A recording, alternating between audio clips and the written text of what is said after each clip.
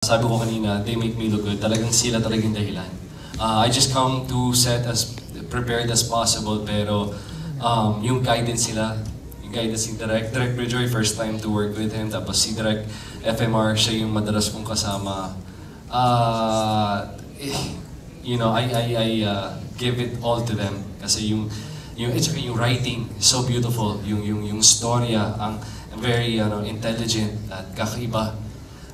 Kaya very proud ako na ipalabas to because we know that we are doing something good. In terms of Samuel Trinidad, yes, aaminin ko, isa to sa pinaka-challenging talaga.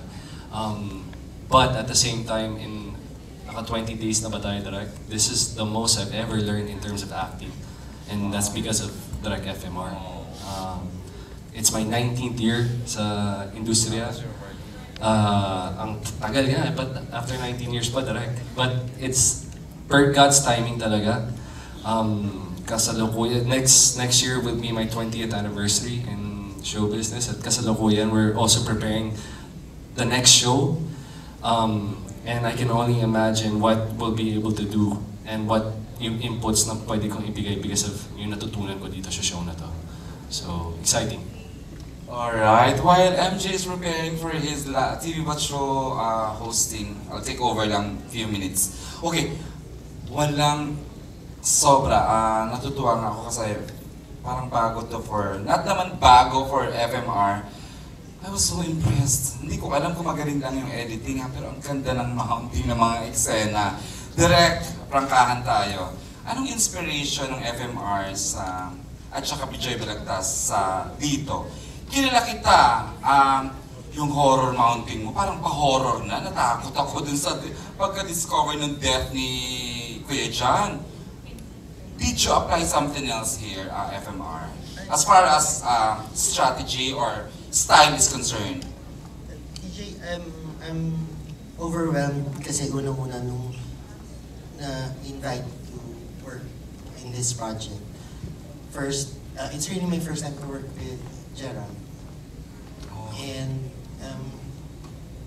as this went on, I told myself, bakit ngayon ko lang siya nakatrabaho? He's very impressive. The dedication and the depth.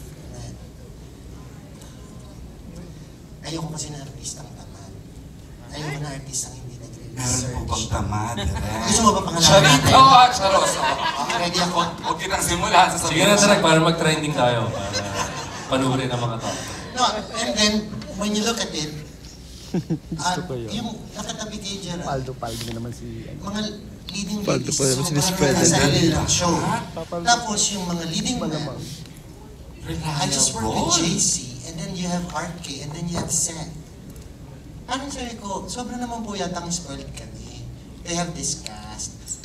Kanina, may basher ako dito. Ayun na, yung lahat ng buhay. Dahil lang naman sa edad. You know, just imagine naman, in the last years, she's been in Cannes Film Festival, Wow, exhibiting her movies, no? Tapos, binalik niya kanina na yung Marinela, na akong #1